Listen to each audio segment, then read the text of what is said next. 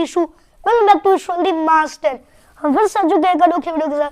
तो आज आपको जैसा कि बताए, हमने वो महाभारत की हमने सीरीज शुरू की थी जिसमें मैं पूरी की पूरी महाभारत आपको स्टार्टिंग से बता रहा था। अगर जिसने भी वो नहीं देखा तो देख लो, वरना आपको स्टोरी समझ नहीं आएगी। पार्ट 1 महाभारत की फुल स्टोरी का। और सुनो, और मैं आपको थोड़ा रिकैप बता दे रहा हूँ जिन्होंने नहीं देखा, और जिन्होंने देखा भी है वो भी थोड़ा रिकैप सुन लो। तो मैंने पहले की स्टोरी में बताया कि कैसे राजा शांतनु मोह माया में खो के माता सत्यवती से शादी की, देवी गंगा से की, कैसे उनके 9 पुत्रों को देवी गंगा ने बहा दिया और उनका एक पुत्र बचा था देवव्रत, जो भीष्म बनता है आगे जाके, और कैसे उनके पुत्र हुए विचित्रवीर वगैरह, अंबा, ये सब। तो मैं सबके बारे में आपको बताऊंगा। तो चलिए अब आगे शुरू करते हैं। और देख लेना, मैं आपसे रिक्वेस्ट करता हूँ, आपको स्टोरी समझ नहीं आएगी, सच में नहीं आएगी। तो चलिए, अब हम कहाँ थे पिछली बार, जब शकुनी के 100 पुत्र थे। तो शकुनी अपने सब पुत्रों को उनके मन में, पांडवों के मन में वो डालता है कि ये तुम्हारे पांडव तुम्हारे गंदे भाई है, बेकार है, ना कि ये बोले कि लड़ना गंदी बात होती है, गलत बात होती है। उनके मन में नेगेटिव फीलिंग्स डालते हैं पांडवों के हिसाब से। और दुर्योधन सबसे ज्यादा चिढ़ता था, जो सबसे बड़ा भाई था कौरवों का। अब एक दिन क्या होती है, एक प्रतियोगिता होती है, और वहां पर अब क्या था कि प्रतियोगिता में राजकुमार थे बहुत सारे, और वहां पर कौरव और पांडव के भी आए थे। तो वहां पर कर्ण भी आ जाते हैं, कर्ण, सूर्यपुत्र कर्ण, जो मैंने आपको बताया था पिछले पार्ट में। कुंती माता भा देती है तो अधिरथ के पास जाते हैं। अब द्रोणाचार्य के पास वो शिक्षा के लिए जा रहा था। द्रोणाचार्य जो कौरवों के गुरु थे, पर वो उसको शिक्षा नहीं देते। वो बोलते हैं कि एक राजकुमार के बीच में सूत पुत्र को मैं नहीं लाऊंगा, शूद्र को। तो फिर वो गुरु परशुराम से लेता है शिक्षा। अब क्या होता है कि कर्ण में वहां आ जाता है और वो अर्जुन को ललकारता है, जो कि असली में उसका भाई था। आपको पता ही होगा कि कुंती माता ने जब भाग दिया था, उसके बाद बहुत वर्ष बाद उसका विवाह हुआ था, शादी हुई थी राजा पांडु से। तो पांडुओं के 5 पुत्र हुए थे। तो वो सखे भाई ही थे एक टाइप से, पर अब युधिष्ठिर के बड़े भाई, कर्ण सबसे बड़ा भाई था, पर उनको पता नहीं था, ये श्री कृष्ण को पता था, क्योंकि श्री कृष्ण तो भगवान थे ना। अब क्या है, और कुंती माता को भी होता था। अब क्या होता है, कर्ण वहां अर्जुन को, अपने भाई को ललकारता है, क्योंकि उसको पता नहीं था कि उसका भाई है। वो ललकारता है कि अर्जुन आ मेरे से लड़, और वो द्रोणाचार्य उसका अपमान करते हैं। पता नहीं ना जाने कितनी बातें कहते हैं उसके बारे में, कि एक सूत पुत्र है, ये अपने पिता का नाम बता, अपनी माता का। अब उसको अपनी माता या पिता का नाम तो नहीं पता था, क्योंकि उसकी माता ने उसको पहले ही भा दिया था, और वो इतनी छोटी एज में भाया था, तो उसको तो तब अकल भी नहीं थी कि उसकी माता कौन थे। उसको ये भी नहीं पता कि उसके पिता कौन थे। अब वो अर्जुन को ललकारता है, और कुंती को पता चल जाता है कि ये मेरा पुत्र है, पर फिर भी वो मौन रहती है और चुप रहती है। अब क्या होता है कि दुर्योधन की उसकी वीरता को उसको इंटरेस्ट होता है, और उसकी वीरता के लिए वो उसको अंगदेश, जो हस्तिनापुर के अंडर में था, वो उसको सौंप देता है। अंगदेश सौंप देता है। अंगदेश हस्तिनापुर के अंडर में एक देश था, अंगदेश नाम का। उस अंगदेश को वो कर्ण को सौंप देते हैं, और उसको अंगदेश का राजा बना देते हैं। इसलिए कर्ण को अंगराज भी कहते थे। और जो कर्ण था वो बहुत ग्लैड होता है दुर्योधन को, और बोलता है कि थैंक यू, आज मुझे दोस्त मिल गया, तुम मेरे भगवान समान हो। ऐसे क्या न जाने क्या क्या अच्छी बातें बोलता है वो बहुत दुर्योधन के बारे में, और उसको वचन देता है कि वो कभी भी अब मुड़ेगा नहीं, वो उसके लिए ही लड़ेगा, हमेशा।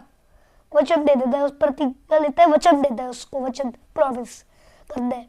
उसके बाद क्या होता है, बहुत साल बाद, मतलब जब वो हस्तिनापुर में रहने लग जाता है, उसके बाद क्या होता है कि वो पांडवों से सब कुछ छीनने के लिए कौरव चौसर का खेल, जो जुआ टाइप समझ लो, जुआ टाइप, वो बुलवाते हैं उसमें। उसमें पासे गेम, पाचीसी भी कहते हैं उसको, पासे फेंकने होते हैं, उसमें चलना होता है, वो मुझे नहीं पता, मैंने कभी खेला नहीं है। और वो जुआ टाइप समझ लो, मैंने कभी खेला नहीं है गाइस, तो मुझे पता नहीं है। इंडियन ट्रेडिशन का ही गेम है, पर मुझे उसके बारे में ज्यादा पता नहीं है। बस मुझे इतना पता है उसमें पासे यूज होते हैं। अब शकुनी के पास जो पासे थे उसमें उसके पापा की आत्मा थी, पिता की। अब मैंने आपको पिछले पार्ट में भी बोला था कि मैं इसके ऊपर एक अलग से वीडियो बनाऊंगा, तो देख लेना जब मैं वीडियो बनाऊंगा।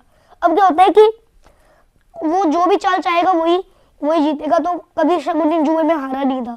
अब क्या होता है कि वो चौसर में मामाश्री उसके खेलते हैं और धर्मराज युधिष्ठिर खेल रहे थे और सब कुछ हार जाते हैं। वो अपने धन सोना, वो अपना वो राजकुमार राजा थे ना एक जगह के, तो वो अपना राज सम्राट भी खो देते हैं जुए की वजह से। इसलिए कहते हैं कि जुआ गलत बात होती है, गंदी बात होती है, तो जुए को कभी नहीं खेलना चाहिए। अब क्या होता है कि वो सब कुछ हार जाते हैं, तो आखिरी में अपने भाइयों को लगा देते हैं, भाइयों को भी हार जाते हैं और भाइयों को दास बना देते हैं, उनका मेट टाइप। फिर वो अपनी पत्नी द्रौपदी, पांचाल देश की राजकुमारी थी, पांचाल देश भी था उस टाइम पे, अभी एग्जिस्ट नहीं करते इस टाइप के देश, पर उस टाइम पे थे। तो पांचाल देश जो था उसकी राजकुमारी, वहां के राजा की जो पत्नी थी, वहां के राजा, पांचाल देश के जो राजा थे वहां की बेटी, वहां की जो बेटी थी वो पांचाली नाम था उसका। तो हाँ, तो वही, तो उसको वो दाव पे लगा लेते हैं। उनकी पत्नी थी वो, सब 5 पांडवों की, कर्ण की नहीं थी, उन 5 की थी, पांडवों की, जिनको पांडव कहते थे। अब क्या होता है कि फिर क्या होता है कि क्या था, हाँ, तो फिर क्या होता है कि जब वो अपनी पत्नी को भी लगा देते हैं दाव पे, तो फिर दुर्योधन इतना धर्मी था कि वो अपने भाई दुशासन को बोलते हैं कि तुम जाओ और इस द्रौपदी को मेरे सामने लाओ। पांचाली द्रौपदी नाम था ना उसका, तो उसको सामने लाओ मेरे और उसका वस्त्र हरण करो। अब पांडव कुछ बोल नहीं पाते वो, क्योंकि वो दास बन चुके थे, तो वो लाता है, इतना धर्मी था दुशासन, और वो उसका वस्त्र हरण करता है। पर अब द्रौपदी सबको बुलाती है, सबको, अपने पति को, अपने भीष्म पितामह को, देवव्रत जो थे, सबको, गांधारी माता गांधारी को, धृतराष्ट्र को बुलाने का तो कुछ फायदा ही नहीं था, वो अंधे थे, मतलब वो ब्लाइंड थे, वो देख नहीं सकते थे, इसलिए उनको बुलाने का कुछ फायदा भी नहीं था। उनको नहीं बुलाया, सबको बुलाया, कोई नहीं माना। लास्ट में उन्होंने एक डिवाइन पावर गोविंदा को बुलाया, हे गोविंदा मदद करो, ऐसे बोला। गोविंदा, केशव, कृष्ण, जिनको लॉर्ड कृष्णा के नाम से जानते हैं, उनको बुला दिया। और कृष्णा अपनी माया से जब वो अपनी दुशासन इतना पापी था कि वो एक लड़की की साड़ी को खींच रहा था, एक ही साड़ी पहनी थी द्रौपदी ने, उसको खींच रहा था, इतना धर्मी था, पापी था। तो जो कृष्ण जी थे वो ऐसी माया लगाते कि वो साड़ी खत्म ही नहीं हो रही थी, वो निकाले जा रहा था, इन्फिनाइट आ रही थी, निकल ही नहीं पा रही थी, और सबके कपड़े निकलवा देते हैं श्री कृष्ण जी, पांडवों के भी, क्योंकि पांडव भले ही द्रौपदी के खुद के पति थे, पर वो भी तो बैठ के देख रहे थे ना, वो अपना कर्म नहीं कर रहे थे, मतलब उनको वो अधर्म को रोक नहीं रहे थे, क्योंकि सबसे बड़ा अधर्मी वही होता है जो अधर्म को देखता रहता है, उसे रोकता नहीं है। और वो उस अधर्म पाप को देख रहे थे, पापी, सबसे बड़ा पापी, पापी से भी बड़ा पापी तो वो होता है जो उस पाप को देख रहे हैं, उस पापी को रोक नहीं रहा। तो एक टाइम से ये भी पांडवों के साथ हुआ, तो पांडव भी देख ही रहे थे उस पाप को, अधर्म को, कुछ बोल नहीं रहे थे पांचाली के लिए, द्रौपदी के लिए, तो उनके भी कपड़े निकाल देते, सबके, धृतराष्ट्र के भी, दुशासन के तो निकाल ही देते हैं, उसका जो इम्पोर्टेंट था वही कर रहा था, दुर्योधन के, सबके निकाल देते हैं। तो फिर क्या होता है कि आखिरी में फिर वो रोक देते हैं और चले जाते हैं। फिर भीम प्रतिज्ञा लेता है कि मैं इस दुर्योधन की जंगा तोड़ूंगा, साथ में इस दुशासन का लहू पीऊंगा। उसके बाद क्या होता है, वो उनको 12-13 वर्ष का वनवास और एक साल का अज्ञातवास मिला था। वनवास तो पता ही है कि वन में जाके रहना है, अज्ञातवास मतलब छुप जाने, और कौरव उनको ढूंढने आते और उनको पकड़ना नहीं है, पकड़े गए तो फिर से 12 वर्ष का वनवास मिलेगा, और तो फिर और 1 वर्ष का अज्ञातवास फिर से मिलेगा, ऐसा था।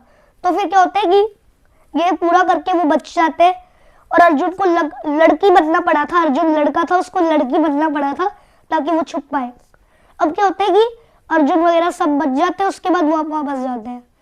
अब क्या करते हैं कि वो उस पर राज कर लेते हैं, पूरे उनके राज्य पे, हस्तिनापुर में।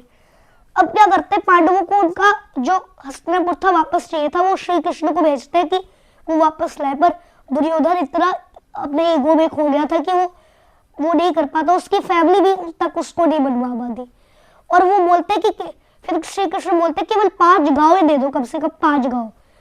अब हस्तिनापुर इतना बड़ा राजा का महल था, उसके लिए 5 गांव चींटी से भी छोटे थे, इतना भी। और दुर्योधन बोलता है कि मैं इनको सुई की नोक के बराबर जमीन तक नहीं दूंगा, 5 गांव तो दूर की बात है। तो इतना पापी था दुर्योधन कि वो अपने भाइयों की भी बात नहीं सुन रहा था। तो क्या होता है कि अब श्री कृष्ण को वो कैद करते हैं, अब श्री कृष्ण अपनी माया दिखा के दुर्योधन को रोक लेते हैं, पर फिर भी दुर्योधन युद्ध के लिए ललकारते हैं कि युद्ध करो। अब क्या होता है, एक दिन युद्ध से कुछ दिन पहले दुर्योधन और अर्जुन आते हैं उनके पास, श्री कृष्ण के पास। श्री कृष्ण एक चॉइस रखते हैं कि या तो तुम मुझे चुनो या फिर मेरी नारायणी सेना को, विशाल नारायणी सेना। दुर्योधन तो आपको पता ही था, ईगो में था, पावर चाहिए थी, तो वो बोलता है कि मुझे तो नारायणी सेना चाहिए, और अर्जुन बोलता है कि मुझे नारायण चाहिए, स्वयं नारायण श्री कृष्ण। उसके बाद क्या होता है कि युद्ध में अब क्या होता है, जब अर्जुन जाता है तो अर्जुन के हाथ कांप रहे होते हैं कि मैं नहीं लड़ सकता अपनी फैमिली से। तो श्री कृष्ण उससे गीता का सार देते हैं कि कर्म करो, कि तुम्हें अपना कर्म करना है, हार और पराजय मुझ पर, जीत और पराजय मुझ पर छोड़ दो, और तुम गांडीव उठा के लड़ो। गांडीव उसके धनुष का नाम था। अब क्या होता है, अर्जुन के धनुष का नाम था गांडीव। फिर क्या होता है कि लड़ता है, और फिर भीष्म पितामह का अंत तो हो ही नहीं रहा था, क्योंकि उन्हें इच्छा मृत्यु का वरदान था, जैसे कि हमने पहले पार्ट में किया था।